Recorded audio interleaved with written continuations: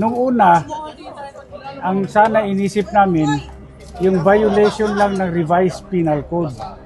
Ngayon may nagsabi na sa dami ng nilabag na batas, bakit hindi natin i-file lahat ng kaso na po pwedeng i-file? Kaya napagdesisyonan ng grupo na pumunta rin dito sa office ng Ombudsman upang i-file yung mga kaso na nilabag nila sa anti-graft law. Ano yun exactly, sir? I think Section 3E. Congressman, pwede pa natin mabanggit kung ano-ano po yung mga kaso po na sinampakulan? Yung una, syempre, yung falsification ng legislative document. Dito naman sa Ombudsman, yung violation ng Section 3E kung saan ay sinasabi na kung merong kang ginawa na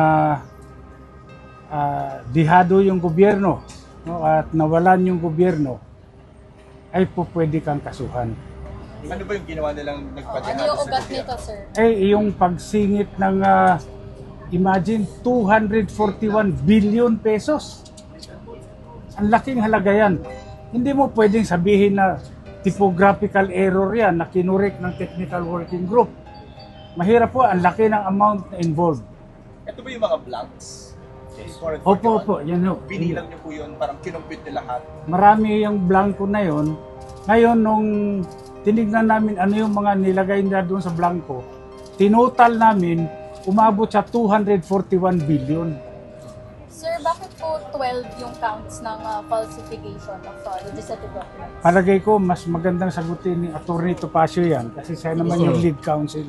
Well, kaya po 12 counts yan ay 12 times po nilang pinunuan yung mga blanks. Yun po ang inapprove ng BICAM ay 0, nakalagay 0. Dapat po yun pagdating sa Pangulo, 0 din.